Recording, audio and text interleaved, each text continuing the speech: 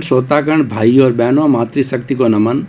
Channel 24+ news के खास, विशेष, मनमोहक, हमें मानवता के सूत्र देने वाला, योग दर्शन शिक्षा की बातें बताने वाला, हमारे व्यक्तित्व का कैसा निर्माण हो उसके टिप्स देने वाला, और हमारे जीवन में कैसे आनंद की अनुभूति हो, और हम किस तरीके से परिवार में, समाज में और जहाँ भी जाएं हम सबके प्रिय बन करके कैसे रह सकते हैं, और हमारे भीतर हर वक्त शांति बनी रहे, प्रसन्नता बनी रहे, और हमें जीवन में आनंद आए, हमें जीवन के हर क्षण में कभी भी निराशा न आए, ऐसे सूत्र देने वाला पुनरुत्थान कार्यक्रम में आपका हार्दिक स्वागत है, अभिनंदन है, सत्कार है। पुनरुत्थान कार्यक्रम में हम प्रतिदिन नए नए विषयों के साथ प्रवेश होते हैं।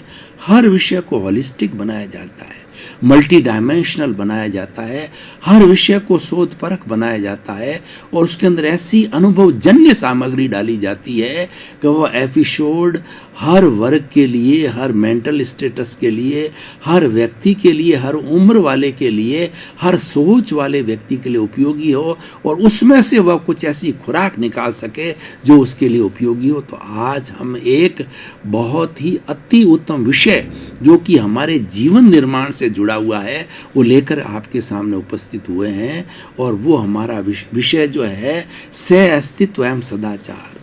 भाई और बहनों, दर्शकगण, श्रोतागण, ये दोनों हमारे मानवीय मूल्य हैं। सह अस्तित्व और सदाचार ये अगर जीवन में है तो व्यक्ति इंसान है, उसमें इंसानियत है, और ये दोनों अगर गुण उसके भीतर नहीं है तो वो पशुवत है, वह एक मैकेनिकल बॉडी है और मानव नाम मात्र का मानव है। हम इन दोनों जो शब्दों की सांगोपांग व्याख्या करेंगे और फिर देखेंगे कि दोनों का इंटर रिलेशनशिप क्या है, दोनों कैसे एक दूसरे से जुड़े हुए हैं, दोनों कैसे एक दूसरे को सपोर्ट करते हैं, और दोनों की सहायता से हमारा जीवन कैसे अच्छा बनता है। सह अस्तित्व, सह अस्तित्व का मतलब होता है कि मिलजुल करके रहना, एक साथ रहना, सब लोग रह रहे हैं उसी तरह से रहना, एक समूह के अंदर रहना, सापेक्ष रह करके रहना, निरपेक्ष नहीं होना, सबके साथ रहना, मिलजुल करके रहना, प्रेम से रहना, सौहार्द से रहना, किसी को कष्ट न हो उस दृष्टि से रहना, उसको सह अस्तित्व कहते हैं। और इसको शांतिपूर्ण सह अस्तित्व कहूँ तो ये परफेक्ट हो जाता है, ये पूर्ण हो जाता है, ये होलिस्टिक हो जाता है। तो शांतिपूर्ण सह अस्तित्व है, हमारी विश्व की समस्याओं का समाधान है। मैं आपको एक सटीक उदाहरण के द्वारा स्पष्ट करना चाहता हूं कि किस तरीके से शांतिपूर्ण सह अस्तित्व से मनुष्य की ये बॉडी चलती है, मनुष्य की नहीं, प्राणी मात्र की जो बॉडी चलती है वो शांतिपूर्ण सह अस्तित्व जो इसके भीतर मैकेनिज्म है उसके द्वारा चलाई जाती है। मनुष्य का मैं उदाहरण लेता हूं, होमोस्टैटिक कंडीशन होती है। हमारे इस पूरे शरीर के अंदर 60 खरब कोशिकाएं होती है, and genetic engineering says where there is cell there is a life, without the cell no life. In every living being and every animate living being and every conscious living being, shells are definitely there. Shell is known the life. So हर प्राणी में shells होती है। हमारे भीतर 60 खरब कोशिकाएं हैं। ये 60 खरब कोशिकाएं होलिस्टिक सिस्टम से हमारी बॉडी को चलाती है। देखिए कैसे चलाती है, मैं आपको उदाहरण देता हूं। मान लीजिए मेरे घुटने के अंदर बहुत भयंकर पेन हो रहा है और मुझे डॉक्टर ने पेन किलर दिया। वो पेन किलर को मैंने खाया, गोली को खा करके देखिए जितनी भी शेल्स होती है उसके मुंह होता है, उस मुंह को हम रिसेप्टर्स कहते हैं। उस मुंह को रिसेप्टर कहा जाता है, जिससे वो कोई भी भोजन ग्रहण करती है, कोई भी पानी ग्रहण करती है, कोई चीज ग्रहण करती है, उससे वो जीवित रहती है। तो मैंने कोई भी जो है वो मान लीजिए पेन किलर को खाया तो पेन किलर ब्लड के साथ मिलकर के और पूरे शरीर के अंदर ब्लड सर्कुलेशन करता है, तो पूरे ब्लड के साथ के अंदर पेन किलर मिल जाती है। और लेकिन शरीर के उस जगह के अंदर जहां पर कोई पेन नहीं है, तो उस जगह पर वह है कोई भी कोशिका अपना मुंह नहीं खोलेगी, कोई भी रिसेप्टर अपना मुंह नहीं खोलेगा। लेकिन जहां पर पेन है घुटने के अंदर, वहां की इस पेन वाली जगह की सारी सेल्स जो है वो रिसेप्टर्स मुंह खोलेंगे और उस पेन किलर को अपने भीतर ले लेंगे और भीतर लेकर के और जहां जहां पेन हो रहा है उस जगह पर फैला देंगे और वो सारी सेल्स जो है वो उस पेन से मुक्त हो जाएगी। देखिए कितना होमोस्टैटिक सिस्टम है, पूरी बॉडी सिस्टम के साथ चलती है। तो भाई और बहनों, दर्शकगण, श्रोतागण, मैं आपको कहना चाहता हूं कि उस पूरे विश्व के अंदर केवल हम 7 अरब की जनसंख्या वाले हैं। 60 अरब खरब की कोशिका वाला शरीर होमोस्टैटिक से शांतिपूर्ण से अस्तित्व से चलता है। तो क्या 7 अरब की जनसंख्या हम एक साथ नहीं रह सकते हैं? आराम से रह सकते हैं। ये लेशन हमारे शरीर के होमोस्टैटिक कंडीशन से लेना चाहिए। शांतिपूर्ण से अस्तित्व के लाभ क्या है कि हम इस चराचर जगत के अंदर इस नेचर मां ने इतनी सामग्री पैदा की है कि सभी आराम से जीवों का भरण पोषण हो सकता है। और सभी जीवों का भरण पोषण 5 भूतों से होता है: पृथ्वी, जल, अग्नि, वायु और आकाश। किसी न किसी रूप में ये 5 भूत है उस शरीर का, हर जीवित प्राणी के शरीर का पोषण करते हैं। यानी नेचर माँ कहती है कि मैं जन्म उसी प्राणी को देती हूँ जिसका भरण पोषण कर सकती हूँ। इतनी व्यवस्था नेचर माँ ने कर रखी है, तभी हम इस नेचर के अंदर सारे जिंदे हैं। और किसी माँ का अगर बच्चा जन्म लेते ही, जैसे एबॉर्शन कराते हैं और उसको जन्म के पहले ही मार देते हैं, अगर कोई भी माँ का बच्चा जन्म ले और माँ उसको सर्दी से, गर्मी से उसका पूरा ध्यान न रखे, तो क्या वो बच्चा बड़ा हो सकता है? कभी भी बड़ा नहीं हो सकता है। इसीलिए हमारा सभी प्राणियों का भरण पोषण ये नेचर करती है। इसीलिए हमारा ये दायित्व बनता है हम सभी रिलेटिव रूप से शांतिपूर्ण से अस्तित्व के साथ के अंदर इस दुनिया के अंदर जिए। और मैं उन आतंकवादियों को कहना चाहता हूँ कि वो कितने कितने बुरे काम करते हैं कि वो अपने भाइयों को ही मारते हैं। अरे सोचिए, मानव जाति एक है और हम किसी का, कोई भी मानव जाति, कोई भी धर्म के व्यक्ति का और कोई भी लिंग के व्यक्ति का मानव मात्र का खून निकाल के देख लो तो सबको मालूम पड़ेगा कि खून जो है वो लाल रंग का है। फिर भी मनुष्य मनुष्य का कत्लेआम कर रहा है।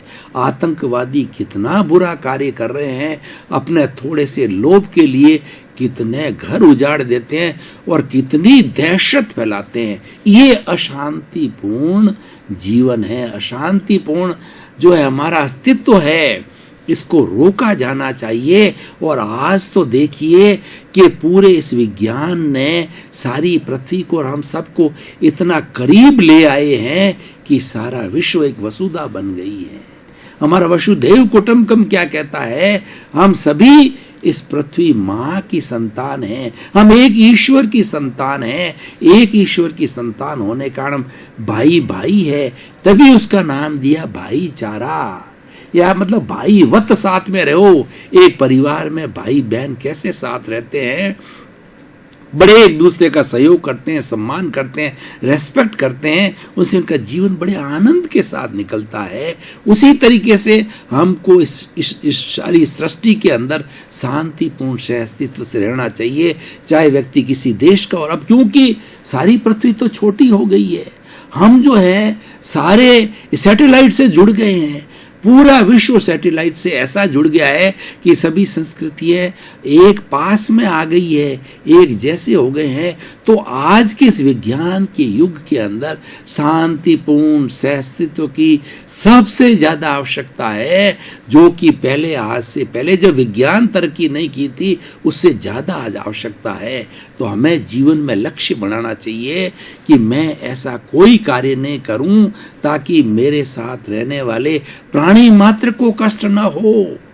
इसीलिए तो धर्म दर्शन पैदा हुआ। धर्म दर्शन ने यह कहा कि हर व्यक्ति ये संकल्प ले, क्या संकल्प ले, कि हे मेरे भीतर विराजमान शुद्ध आत्मा भगवान, मुझे ऐसी शक्ति दो कि प्राप्त मन वचन काया से जगत के किसी भी जीव का किंचित मात्र भी मेरे द्वारा दुख न हो, दुख न हो, दुख न हो। ये क्यों कहता है अध्यात्म विज्ञान? इसीलिए कहता है कि शांतिपूर्ण सहअस्तित्व से जियो। शांतिपूर्ण सहअस्तित्व आवश्यक है, उसके बिना हम जी नहीं सकते। ऐसे आतंकवादी, और कोई आतंकवादी कोई बड़ा व्यक्ति हो और पूरा देश का मालिक हो किसी का, आज जखीरा हर देश के अंदर अणु बम्बों का और RDX वगैरह कितने भरे पड़े हैं कि पूरी मानव जाति को, 7 अरब की जाति को भस्म करने में 7 मिनट लगते हैं। पहले और दूसरे महायुद्ध के अंदर तो समय ज्यादा लगा था, लेकिन अब जखीरा इतना हो गया है, सबको डर है, सबको भय है। अपनी सुरक्षा के लिए उन्होंने जखीरे को खड़ा किया है। और किसी दिन ऐसे पावरफुल जो है देश का, या पावरफुल राजा का, पावरफुल व्यक्ति का अगर दिमाग खराब हो गया है तो इस सारी मानव जाति को भस्म कर सकता है। और मानव जाति के भस्म के साथ साथ के अंदर संपूर्ण सृष्टि भस्म हो सकती है। तो उसका सॉल्यूशन क्या है? उसका सॉल्यूशन है शांतिपूर्ण सहअस्तित्व। हमें ये कॉन्शियसनेस पैदा करनी है कि हम सभी प्रेम से रहें। क्यों?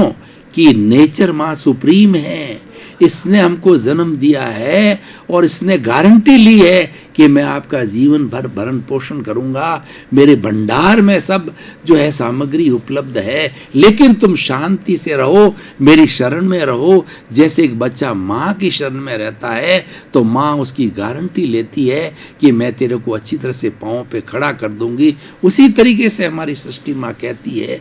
इसीलिए शांतिपूर्ण सहअस्तित्व बहुत जरूरी है। अब क्वेश्चन ये है कि शांतिपूर्ण सहअस्तित्व आएगा कैसे?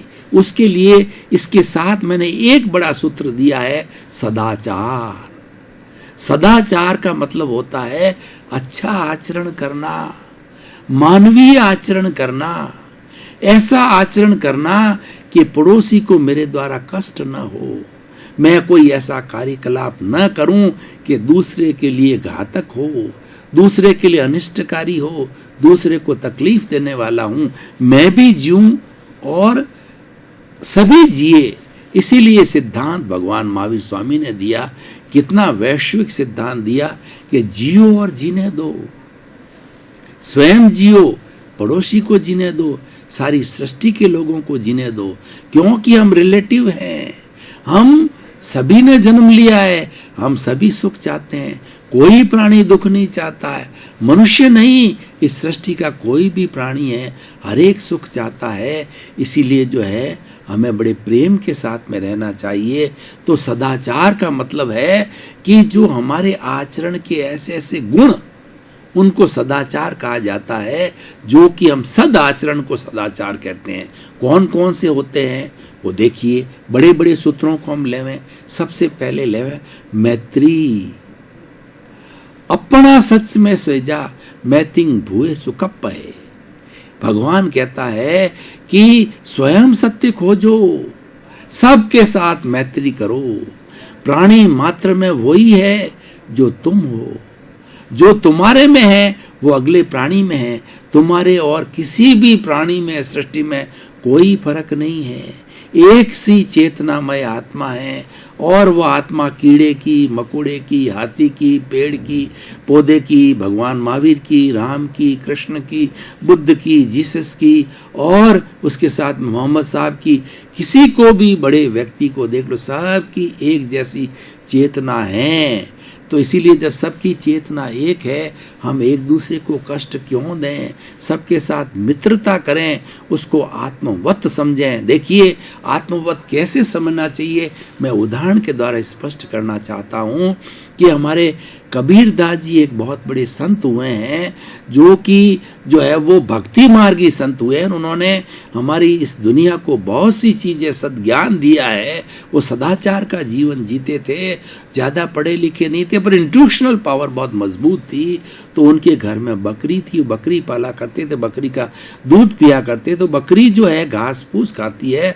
उन्होंने अपने बेटे कमाल को कहा कि कमाल तुम इस बकरी के लिए कुछ भोजन की व्यवस्था करो, घास फूस जंगल में जाके काट करके लेके आओ। तो वो कमाल जो है वो एक बड़ी कैंची लेकर के निकला कि कुछ कटिंग वटिंग करके और मैं घास फूस की दूब की काट के लाऊंगा। तो जब वो जंगल के अंदर गया और वहाँ पे बहुत बड़ी बड़ी हरियाली दूब थी, उसको काटने के लिए जो कैंची चलाई, उसमें से सर की एक जो बिजली सी दौड़ पड़ी। क्योंकि वो पहुंचा हुआ ज्ञानी था, वो आत्मवत हो गया और उसने देखा कि इसके भीतर तो वही कॉन्शियसनेस है, इसके भीतर तो वही आत्मा है जो मेरे भीतर है। एक दूसरे का संपर्क हुआ और उन्होंने कहा भाई तुम तो वैसा ही हो जैसा मैं हूं। तो उसने कहा मैं किसको काटूं, उसको काटूंगा, मेरे को काटूं, चाहे उसको काटो चाहे मेरे को काटो, एक सी बात है। वो देखता रहा, निहारता रहा, लेकिन वह जो उस घास को नहीं काट सका, जीवित प्राणी घास को नहीं काट सका। और शाम को घर जो है वो बैरंग लौट गया, बिना घास के लौट के आया। तो कबीर दास जी ने उसको कहा कि भाई कमाल तुम कुछ लाए नहीं, बकरी भूखी है। तो उसने कहा पिताजी जो मैं किसको काटूं, उसके अंदर तो वही चेतना दौड़ रही जो मेरे में है। चाहे मैं मेरे को काट लूं तो आप मेरे को काट लीजिए और उसका भोजन करा दीजिए इसको। तो उसने कहा कि कमाल तुम्हें दुनिया याद रखेगी कि जब जब कबीर का नाम आएगा, कमाल का नाम आएगा, तुम तो मेरे से बहुत बड़े आत्मवत साधक हो। तो ऐसा सदाचार होना चाहिए, प्राणी मात्र को कष्ट ना हो।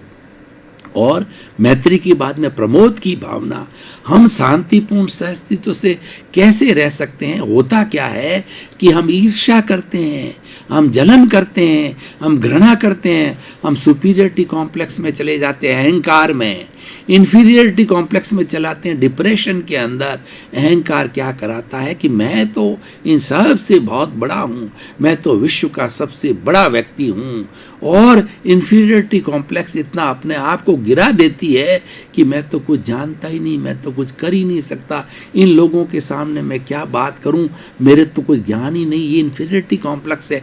दोनों नहीं होना चाहिए, न सुपीरियरिटी हो न इंफीरियरिटी हो, मध्यस्थ भाव होना चाहिए। हर एक के साथ के अंदर है अच्छा व्यवहार करो, प्रेम का व्यवहार करो। प्रेम के लिए कहा गया है कि पोथी पढ़ पढ़ जग मुआर, पंडित भयानक होए, और ढाई आकर प्रेम का और पढ़े सो पंडित होए। सारे हमारे जितने धार्मिक शास्त्रों का ज्ञान है, एक छोटे से दोहे के अंदर आ गया है कि जीवन में जीना प्रेम से रहो। प्रेम जो सदाचार का एक गुण है, हम सदाचार के गुणों की बात कर रहे हैं। शांतिपूर्ण सहअस्तित्व को हमने समझा, लेकिन शांतिपूर्ण सहअस्तित्व आएगा कहाँ से, कैसे आएगा, कौन से सूत्र है, कौन सी मेथोडोलॉजी है और कौन सा सिस्टम है, उससे आएगा। तो वो आएगा जो है इन गुणों के द्वारा। प्रमोद की भावना, सबके जो जिस के अंदर हर एक में गुण हैं, उन गुणों को देखो और ये प्रार्थना करो कि ईश्वर इसके अंदर कितना अच्छा गुण है, वो गुण मेरे में आना चाहिए। तो वो प्रमोद भावना कहलाती है। अवगुण देखना हो तो अपने देखो, गुण देखना हो तो दूसरे के देखो। दूसरे के अवगुण कभी नहीं देखने चाहिए। दूसरे के अवगुण जो ही हमने देखने चालू किया, तभी जो हमारे में अहंकार आ जाएगा। दर्शकगण, श्रोतागण, भाई और बहनों, आपका बहुत बहुत धन्यवाद। पुनरुत्थान कार्यक्रम को आप बराबर देख रहे हो। पुनरुत्थान अपनी एक गति के साथ में चल रहा है और काफ़ी एपिसोड्स आपको परोस दिए गए हैं। हर एपिसोड कुछ न कुछ शिक्षा देने वाला है। उन एपिसोड्स को आप गहराई से देखिए, उसकी वस्तु स्थिति को समझिए, उसके उदाहरणों को समझिए और वो सारे जीवनोपयोगी चीज़ें जो आपको बताई जा रही है, क्योंकि हम कोई न तो मंत्र में विश्वास करते हैं, न कोई तंत्र में विश्वास करते हैं, न कोई मैली क्रिया में विश्वास करते हैं। हमारा विश्वास पुनरुत्थान कार्यक्रम का एक ही चीज में एक ऐसे सूत्र प्रस्तुत करो जिससे हमारी नेगेटिविटी, हमारे नेगेटिव थॉट्स है, नकारात्मक सोच है, वो पॉजिटिविटी के अंदर बदले। जितनी जी पॉजिटिविटी आएगी उतनी उतनी प्योरिटी आएगी और प्योरिटी की उच्चतम अवस्था मोक्ष की अवस्था होती है। उसी क्रम के अंदर आपका जीवन आनंदमय हो, मंगलमय हो, सुखमय हो। सदाचार से और परोपकार से आप खूब समाज की सेवा करें, अपने जीवन को धन्य बनावें। आपके प्रति मंगल कामना।